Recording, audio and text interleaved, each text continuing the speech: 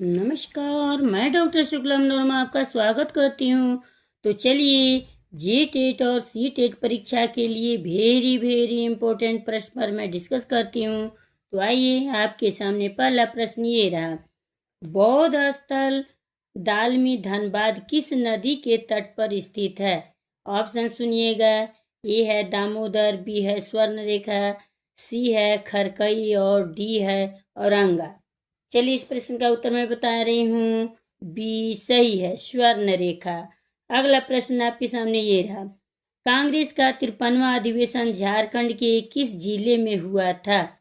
Option सुनिए। ए है Ranchi, B है हजारीबाग, सी है रामगढ़ और डी है धनबाद। चलिए बताइए इस प्रश्न का उत्तर।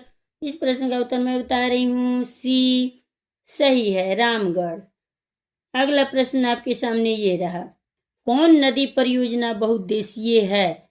ऑप्शन सुनिएगा। ए है कोनार, बी है औरंगा, सी है स्वर्णरेखा और डी है सुरंगी। इस प्रश्न का भी उत्तर मैं बता रही हूँ। सी सही है, स्वर्णरेखा। अगला प्रश्न आपके सामने ये रहा।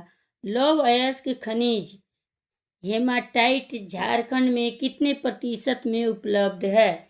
ऑप्शन सुनिएगा। ए है 24, बी है 25, सी है 26 और डी है 27।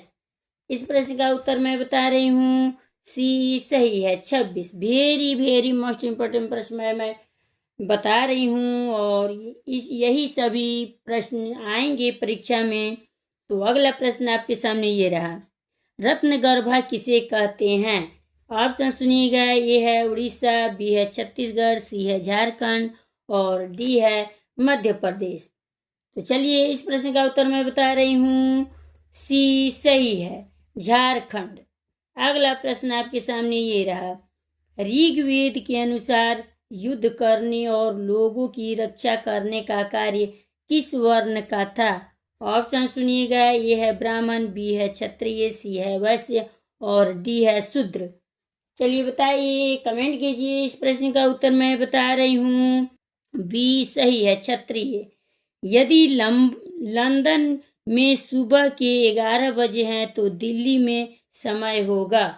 ऑप्शन सुनिएगा। ए है 5:30 PM, बी है 4:30 PM, सी है 6 PM और डी है 7:35 PM। चलिए बताइए आप लोग। वेरी मोस्ट इम्पोर्टेंट प्रश्न मैं बता रही हूँ। इस प्रश्न का उत्तर मैं बता रही हूँ। 4:30 PM। अगला प्रश्न आपके सामने ये रहा। इनमें से कौन सा उपयुक्त दिग्बिंदु नहीं है? ऑप्शन सुनिएगा। ए है उत्तर, बी है दक्षिण, सी है पूर्व और डी है दक्षिण पूर्व। चलिए बताइए, मैं बता रही हूँ। इस प्रश्न का उत्तर डी सही है, दक्षिण पूर्व। अगला प्रश्न आपके सामने ये रहा। तुम्हारे घर और विद्यालय के मध्य की दूरी 10 किलोमीटर है। यदि तुम इस 10 किलोमीटर की दूरी को मानचित्र पर 2 सेंटीमीटर से प्रदर्शित करते हो तो इसका अभिप्राय है कि मानचित्र पर 1 सेंटीमीटर धरातल पर प्रदर्शित करेगा। ऑप्शन सुनिएगा। ये है 4 किलोमीटर, बी है 5 किलोमीटर, सी है 6 किलोमीटर और डी है 7 किलोमीटर। कमेंट कीजिए, बताइए। इस प्रश्न का भी उत्तर मैं बता रही हूँ। बी सही है, 5 किलोमीटर। अब लास्ट प्रश्न है आपके सामने, सुनिएगा, ध्यान दीजिए। औपनिवेशिक काल में सर्वेक्षण की अवधारणा सामान्य बन गई है क्योंकि ब्रिटिश विश्वास करते थे कि, ऑप्शन सुनिए।